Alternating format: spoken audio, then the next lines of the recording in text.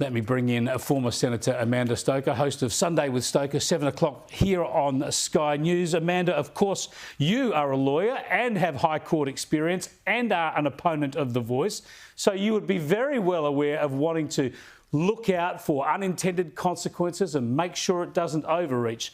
But you would have to admit that some of the scares being put into the public debate are over the top. Look, I'm happy to accept that there might be a few people who've over-egged things, but the vast majority of the concerns that you've just dismissed in your editorial, and of course you're free to disagree with me, I actually think are legitimate concerns. To say that, you know, the vast majority of lawyers support this, particularly those at the more capable end, I don't think is accurate. You'll see that people like Nicholas Hasluck of King's Counsel has put in a submission against. So too has Ian Callanan, former High Court Justice, and there are many others who are extremely credible in this legal and constitutional space, and they've got huge concerns with it. Yeah, and Ian Callanan is a black letter judge, and I think you were his associate at some stage too. He's highly respected, but I'm talking about, we can't do a survey of everyone, but on the weight of numbers, those who have gone into the public debate, there are two former Chief Justices of the High Court, other former justices, barristers, lawyers, constitutional law professors. I mean, I think the weight of numbers is certainly on the side of constitutional assurance rather than alarm. Look, I think you can also say two things that are significant. First is that in general, lawyers tend to be bleeding heart types, and they tend to lean in a direction that means they would support something like this. Second is they tend to be big government, high regulation kind of people because that's what they trade in, that's what they know, that's what they understand, and it doesn't actually slow down life or business or commerce for them, and in fact it actually enriches it. And so I know you've been critical of what Stuart Wood of King's Counsel had to say this morning on the television about the fact that many lawyers have something of an interest in seeing projects like this succeed. He's not altogether wrong, because it is lawyers who most benefit from complexity, whether they realise it or not.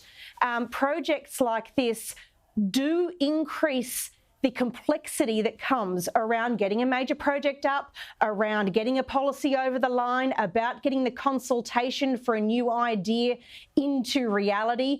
All of those things take lawyers. It takes lawyers' expertise. It means it comes naturally to a lawyer to want to grapple with it.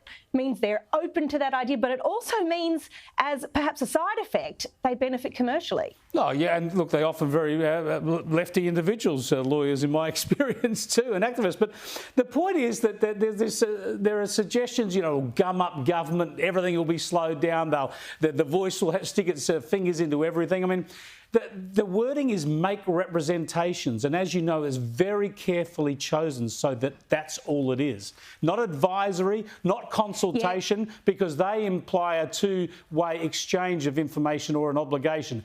It's simply to make representations so that government can ignore anything it likes. Yeah, but here's the thing, Chris, and here's what's interesting and problematic about it. To provide that a minister must hear representations from a body before exercising executive authority. But hang on a second, can I interrupt? Administrative law. Can I? No, it's a very important debate. I want to interrupt there. But you just said that a minister must hear representations. It doesn't say that. It says the body can make representations. There's no obligation on a government to seek representations.